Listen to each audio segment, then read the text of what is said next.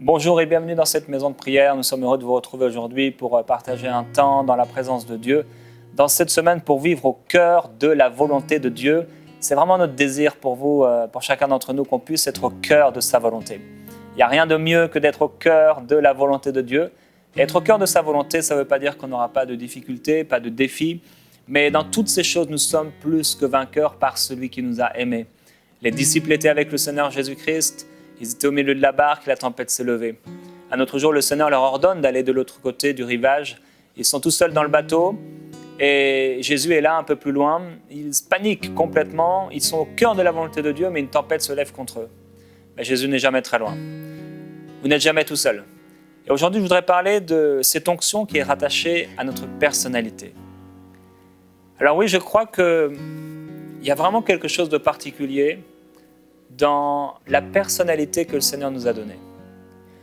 Alors, je pense que quand on parle de personnalité, c'est important de dire qu'on doit se sanctifier au niveau de notre personnalité. Il y a des personnalités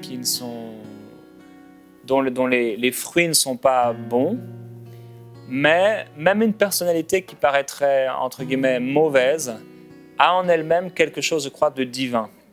Dieu nous a créés avec une personnalité.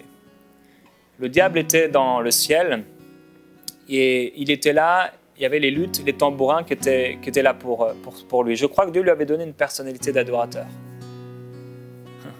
Et malheureusement, il n'a pas voulu adorer le Maître, il n'a pas voulu adorer Dieu et il s'est lui-même fait un Dieu et maintenant il désire l'adoration des hommes. On parlait juste avant cette émission avec Gwen et Frank qui étaient là. Gwen était cette semaine, hier, à côté d'un magasin. Il a vu un homme qui avait derrière sa voiture un poisson, un ictus, sauf qu'au lieu que ce soit écrit Jésus, c'était écrit Satan. Le diable cherche à ce que les gens puissent l'adorer. Bref, on a tous une personnalité. Vous avez une personnalité et il y a quelque chose que justement ce diable veut essayer de faire, c'est d'enlever ce qui est divin en vous, la personnalité que Dieu vous a donnée. C'est ce dont on va parler aujourd'hui. Dans Galates au chapitre 2, au verset 7 et 8, il est écrit, c'est l'apôtre Paul, il parle et dit que Dieu a fait de Pierre l'apôtre des circoncis et il a fait de lui l'apôtre des païens. Et lorsque les frères ont connu la grâce qui leur était donnée, alors Jacques, Céphas et Jean, qui sont des colonnes, qui étaient des colonnes à ce moment-là dans le royaume de Dieu, il dit, nous donnèrent la main d'association à Barnabas et moi en signe de communion. Ainsi nous irions, nous, vers les païens et eux, vers les circoncis. Cependant, nous ne devions pas oublier les pauvres. On a tous une personnalité. Et on doit garder cette personnalité. Jean-Baptiste avait un vêtement de poil. Et ce n'est pas pour ça que Jésus avait le même vêtement. Jean-Baptiste a prêché le baptême de repentance, il baptisait les gens. Mais le baptême de Jésus était différent. Au point où lorsque les apôtres retrouvent ces croyants, ils disent « Mais de quel baptême vous avez été baptisés ?» Ils disent « Du baptême de Jean. » Ok, merci pour le baptême de Jean, mais il y a un nouveau baptême, c'est le baptême de Christ. L'appel de Jésus était différent. On a parlé hier d'être focalisé au cœur de la volonté de Dieu pour nous. Et si nous voulons être, frères et sœurs, si tu veux être au cœur de la volonté de Dieu pour ta vie, tu ne peux pas être la copie de quelqu'un d'autre. Tu ne peux pas. Tu ne peux pas être la photocopie de quelqu'un d'autre. Même quelqu'un qui est pour toi un modèle. Et on va en parler. Dans 1 Corinthiens chapitre 1, au verset 17, et vous savez, la Bible dit qu'on doit se revêtir tous du Seigneur Jésus-Christ. C'est notre appel à tous, mais la manifestation du Seigneur Jésus-Christ va être différente à travers les uns et les autres. On a tous le même Seigneur, mais ils ne se manifestent pas tous de la même façon à travers chacun d'entre nous. Dans 1 Corinthiens 1, au chapitre 1, verset 17, l'apôtre Paul dit quelque chose d'intéressant. Il dit « Moi, Dieu ne m'a pas envoyé pour baptiser, mais pour annoncer l'évangile. » On pourrait dire, ben voilà, tous les apôtres ou tous les pasteurs sont censés baptiser des gens. Mais l'apôtre Paul lui dit, non, moi, Dieu ne m'a pas envoyé pour baptiser. Et oui, j'ai baptisé quelques personnes, mais Dieu ne m'a pas envoyé pour ça. Il voulait être au cœur de sa volonté. Ça, c'est l'appel. Ça, c'est la volonté de Dieu. Et il répond à cette question où les gens disaient, mais moi, je suis de l'apôtre Paul, moi, je suis d'Apollos. Merci à Dieu pour Paul, merci à Dieu pour Apollos. Et pourquoi l'apôtre Paul va commencer à répondre à cette question? Parce qu'en fait, il y a des gens qui disaient « mais moi j'aime trop l'apôtre Paul. Quand il vient, il fait ceci, il fait cela, il a cette particularité, etc. » Et d'autres qui disaient « non, moi c'est Apollos. Moi j'aime ceci de lui, j'aime cela. » Et si chacun pouvait être au cœur de son appel, c'est parce qu'il respectait leur personnalité. Voyez-vous, Dieu a utilisé le bâton qui était dans la main de Moïse. S'il avait eu un téléphone portable, il l'aurait utilisé. Dieu a utilisé la détermination qui était dans le cœur de Saul, qui est devenu Paul. Il était déterminé. Il allait de lieu en lieu, dans les églises, etc., pour emprisonner les gens. Dieu a utilisé la nervosité qui était dans Pierre. Et comme j'ai dit, dans cette personnalité, il était nerveux, il avait besoin de sanctification, mais cette nervosité lui est restée. Et quand elle a été sanctifiée, elle était puissante pour le royaume. Dieu a utilisé la fronde qui était dans la main de David. David, ce n'était pas un bâton qu'il avait. D'ailleurs, s'il s'était approché un peu trop de Goliath, peut-être que le temps de donner un coup de bâton, il se serait fait écraser. Il a utilisé la fronde. Si Dieu t'a mis une fronde dans ta main, si Dieu t'a mis un bâton, si Dieu t'a donné le vêtement de Jean-Baptiste, le vêtement d'Apollos ou le vêtement de Paul, tu dois respecter ce vêtement. En fait, ce vêtement n'est pas celui d'Apollos ou de Paul, ce vêtement, c'est le vêtement que Dieu t'a donné. Il t'est personnel. Il est tellement particulier. C'est pourquoi merci pour les modèles. Mais ces modèles ne sont pas pour nous des modèles où on doit devenir des photocopies, mais plutôt des modèles de caractère, des modèles de persévérance, des modèles de détermination. Alors, dans 1 Corinthiens, chapitre 12, et au verset 27, il écrit « Vous êtes le corps de Christ, vous êtes ses membres, chacun pour sa part. Mais Dieu a établi dans l'Église les apôtres, les prophètes, il a établi les docteurs, ceux qui ont le don d'opérer des miracles, de guérir, de gouverner, etc. Tous sont-ils apôtres, tous sont-ils prophètes, tous sont-ils le don des guérisons, etc. Nous sommes tous particuliers. Avec un appel particulier, avec un appel précis. Il dit, il y a diversité de dons, mais le même esprit. Il y a diversité de services, mais le même Seigneur. Diversité d'opérations, mais le même Dieu qui opère tout en tous. On doit tous se revêtir du Seigneur Jésus-Christ. On a tous le même Seigneur. Mais par contre, Christ ne se manifeste pas dans sa personnalité de la même façon dans chacune de nos vies. Et c'est tellement important qu'on puisse garder notre personnalité parce que je crois que l'essence et la gloire de l'onction s'en va lorsque tu essaies de devenir quelqu'un d'autre. L'essence de ton onction. Je crois que l'essence de l'onction, ça veut dire ce qui caractérise ton onction, le plus profond, le puits de ton onction, la substance de ton onction, je crois personnellement qu'elle est rattachée à ta personnalité. J'ai déjà raconté plusieurs fois, j'étais dans un institut biblique pour le visiter parce que j'avais à cœur d'étudier à l'époque.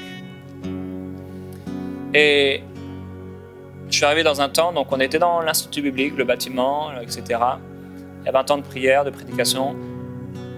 Ils priaient tous de la même façon. Les mêmes mots. Les accents étaient partis, les personnalités étaient parties. Encore que les accents partent. On reconnaissait les disciples de Jésus parce qu'ils avaient le même langage que lui. Et petit à petit, c'est vrai, d'être avec les uns et les autres, il y a des choses qui commencent à venir sur nous, mais ça ne doit pas toucher au cœur de ce que nous sommes. Et là, le problème, c'est que dans cet institut biblique, ils avaient tous la même personnalité. Ils sont venus là, certains étaient excentriques, certains étaient plutôt nerveux, certains étaient déterminés, ils en sont sortis comme, entre guillemets, des vieillards. Plus aucune joie. Et ils en sont tous sortis pasteurs, alors qu'ils avaient des dons particuliers, des dons différents. On a enlevé en eux l'essence et la substance de leur personnalité. Et qu'est-ce que dit la Bible ? Dans Proverbes, chapitre 29, verset 25, il y a un mystère ici, ou une révélation. C'est un piège que de trembler devant les hommes. Vous voyez, ça m'est arrivé, vous savez, j'ai un ministère prophétique. Et le ministère de prophète, c'est un ministère très particulier. Pendant des années, j'ai lutté par rapport à ce ministère parce qu'il est justement très particulier. J'étais dans des endroits où on s'attendait de moi que je puisse encourager les gens, les faire sauter de joie, etc. Alors que Dieu m'amenait pour non pas les faire danser, mais les faire pleurer. J'étais dans une grande église et on aurait voulu que je fasse quelques blagues. Mais le fardeau que Dieu a mis en moi ne me permettait pas de faire une seule blague, ni même de sourire. Dieu m'utilise dans ma personnalité. Dans mon appel, oui, c'est vrai, mais aussi dans ma personnalité, parce qu'en fait, le vêtement de deux prophètes n'est pas le même. Le vêtement du prophète Jean-Baptiste n'était pas celui du prophète Élie. Et j'aimerais vous dire que même si le prophète Élisée a récupéré le manteau d'Élie, au bout d'un moment, il s'en est débarrassé. Ce n'était pas une photocopie. Même s'il a commencé en disant « Où est le Dieu d'Élie ?», en reproduisant la même chose, je vous assure, les miracles qu'il a faits étaient bien différents que ceux de son père spirituel. Merci à Dieu pour le père spirituel. Gloire à Dieu, on en parlera vendredi. C'est un modèle. Il m'a aidé. Mais maintenant, c'est quoi ? C'est quoi l'essence de mon onction ? Qu'est-ce que Dieu veut ? Et qu'est-ce que Dieu a mis en moi de particulier ? Il y a des gens qui sont excentriques. Et Dieu les utilise de cette façon-là. Il y a des gens qui sont sobres. Ils ont l'air même tristes. Les apôtres étaient accusés d'être tristes. Et ils disaient pourtant, on est toujours joyeux. Le vêtement de deux prophètes n'est pas le même. Et vous savez, je ne serai jamais le prophète Jérémie dans la Bible. Je ne serai jamais le prophète Ézéchiel, même si je les aime bien. Je ne serai jamais l'apôtre Paul ou Jacques, même si je les aime bien. Et si même, comme je l'ai dit, l'apôtre Paul appelait les gens à l'imiter, eh bien, quand on lit dans le texte, il ne disait pas de l'imiter dans sa personnalité ou dans toutes ses actions. Non, il disait de l'imiter dans sa détermination. La persévérance, en fait, le caractère de Christ. Le caractère de Christ doit se former en nous. La douceur de Christ. Même si on est nerveux, il y a une douceur qui doit se manifester. Oui, on doit tous se revêtir de Christ. Mais on n'est pas tous appelés, comme Marie, à porter le Fils de Dieu. Elle avait un appel particulier. Alors oui, Proverbe dit, c'est un piège que de trembler devant les hommes. Et comme je l'ai dit, des fois, on a voulu que je fasse rire les gens alors que Dieu ne m'appelait pas à ça. Et dans votre vie, dans votre appel, que ce soit dans le ministère ou pas, dans votre service pour le Seigneur, il y a toujours un moment où vous serez tenté de faire plaisir aux hommes. Et l'apôtre Paul, il dit, si je voulais plaire aux hommes, je ne serais pas serviteur de Dieu. Si tu veux plaire aux hommes, l'essence de ton onction va te quitter. Si tu es appelé à prêcher, si tu prêches, et que tu veux être comme il faut être, je t'assure, tu n'iras jamais plus loin que ce qu'ils ont vécu dans l'endroit où Dieu t'appelle à être. Tu ne pourras jamais aller plus loin. Parce qu'il est possible que, et il se passe quelque chose, et c'est Gwen qui me le partageait il y a quelques jours, il s'est passé quelque chose dans la vie du prophète. Dans Ésaïe au chapitre 20, quelque chose de très particulier. Ça lui était propre. Ça lui était personnel. Et on va terminer sur ça et on va prier. C'était l'époque où l'Éternel avait parlé par l'intermédiaire d'Ésaïe. Il avait dit, va, détache le sac de tes reins et ôte tes sandales de tes pieds.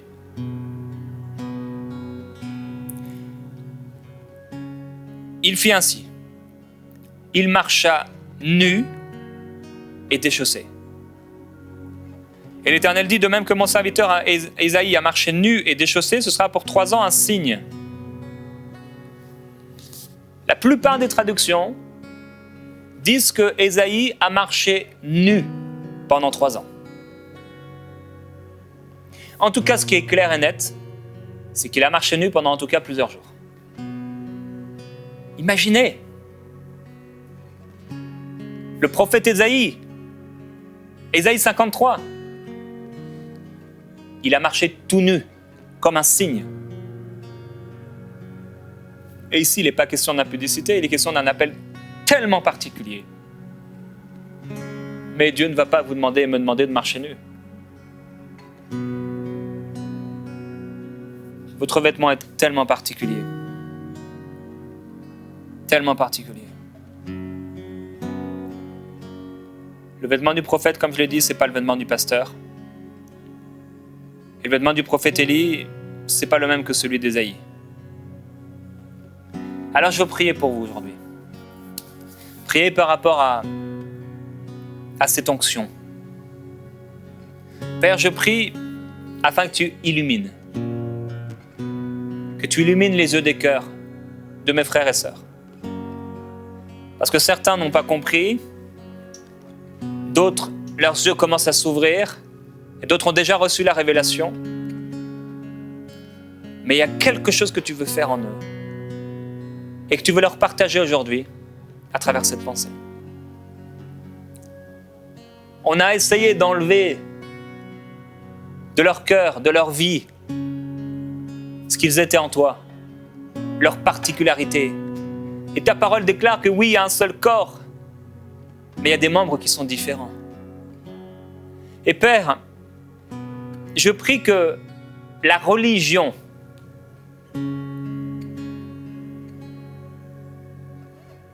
qu'elle n'enlève pas leur personnalité. Qu'elle ne fasse pas d'eux des hommes religieux qui n'ont plus de personnalité, qui ne sont plus capables d'accomplir ce que tu leur demandes d'accomplir. Je prie que jamais, que plus jamais, ils ne tremblent devant les hommes. Ta parole déclare que c'est un piège de trembler devant les hommes, mais que c'est une puissance où ça nous donne une grande assurance de se confier en toi. Et Père, je veux prier pour tous ces prédicateurs qui m'écoutent maintenant. Toutes ces personnes appelées à prêcher, à exhorter, à tenir des groupes de prière ou des églises. Je prie que chacun d'entre eux puisse toujours être au cœur de ce que tu as créé, au cœur de ce qu'ils sont, là où tu veux qu'ils soient, au cœur de la rappel. Il y a certains que tu appelles sur la montagne, il y a d'autres que tu appelles dans la vallée. Il y a certains que tu appelles à prier la nuit, il y en a d'autres que tu les appelles à prier le jour. Certains qui vont mettre comme un vêtement de poil et d'autres qui vont mettre un costume cravate. Certains en short, certains en pantalon. Père, je prie que jamais ils ne tremblent. Que jamais ils ne tremblent devant les hommes. En passant à côté. Parce qu'ils ont voulu plaire à quelqu'un. Parce qu'ils ont voulu plaire à quelqu'un. Passer à côté. Merveilleux Jésus-Christ. Glorieux Jésus-Christ. Je prie qu'il ne soit pas la photocopie de quelqu'un d'autre. Merci pour les modèles de caractère. Ce caractère de Christ, on y aspire, on le désire. Et Père, je prie que ce caractère puisse se former en chacun d'entre nous. Que nous puissions être connus à cause de notre douceur. Que nous puissions avoir cette persévérance qui était dans l'apôtre Paul, cette détermination, cette passion, cet amour. Mais Paul était différent de Pierre.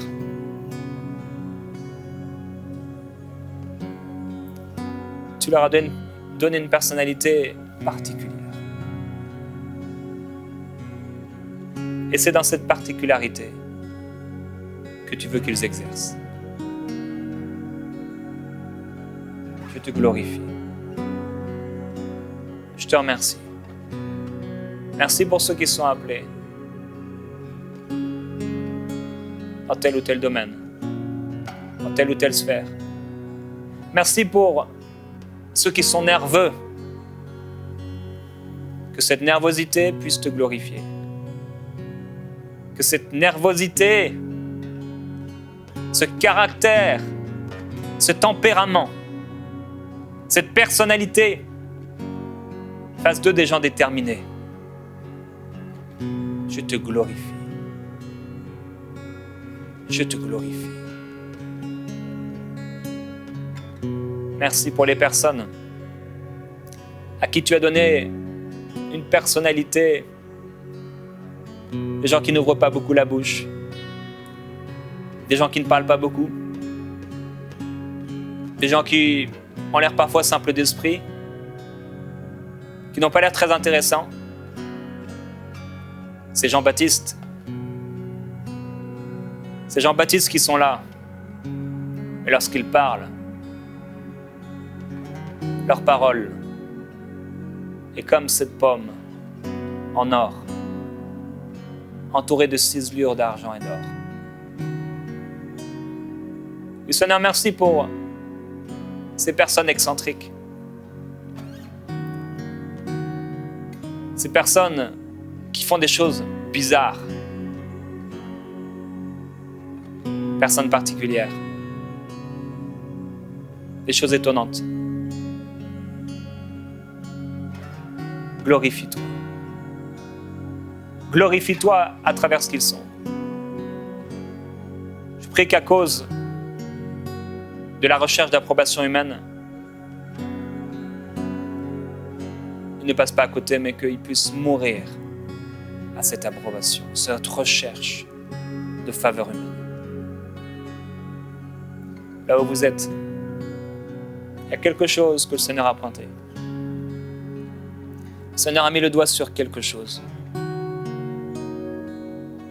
Parce qu'il veut que vous puissiez vivre au cœur de sa volonté. Débarrassez-vous de cette chose maintenant. Dieu ne vous appelle pas à renier les personnes qu'il a mis autour de vous,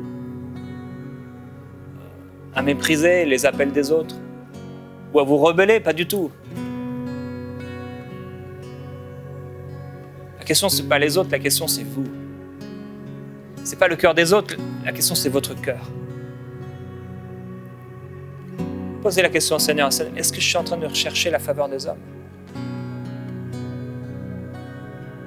Est-ce que dans la façon dont je vis, la façon dont je sers à l'Église et dans ma vie, est-ce que je cherche à plaire aux hommes ou est-ce que je cherche à te plaire? Et dites au Seigneur, sanctifie-moi, purifie-moi, purifie-moi.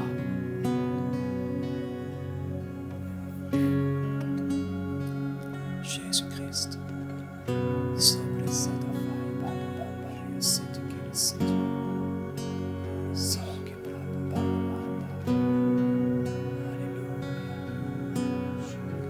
Glorieux Jésus-Christ. Pendant ce temps de prière, déchargez votre cœur. Pendant que Gwen va chanter un chant inspiré, décharge ton cœur. Prie avec nous.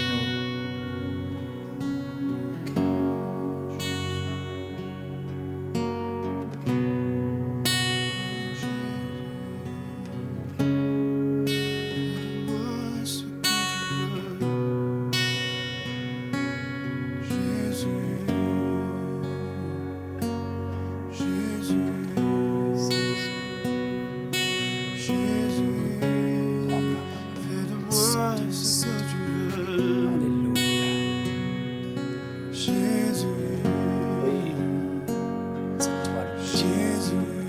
toi le potier, Seigneur. Jésus, Alléluia, je suis ton argile. fais-moi ce que tu veux. Je suis ton argile, Jésus, je suis la pâte. Jésus, Jésus.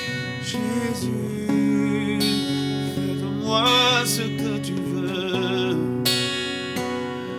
Seigneur, Jésus, Oui, Jésus, fais de moi ce que tu veux. fais de moi ce que tu veux. Modèle-moi, Oh, Seigneur. Jésus-Christ. Modèle-moi, Seigneur. à ton image. Oui, modèle-moi, Seigneur. Fais-de-moi ce que tu veux. Oh, Jésus-Christ. Modèle-moi, Seigneur. Modèle-moi, Jésus, à ton image. Fais-de-moi ce que tu veux. Ce que tu veux. Ce que tu veux. Seigneur, on ne veut pas être hypocrite.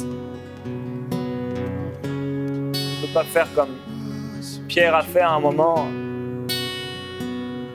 par peur des gens, être hypocrite. Tu déclares que chacun soit convaincu dans sa propre pensée.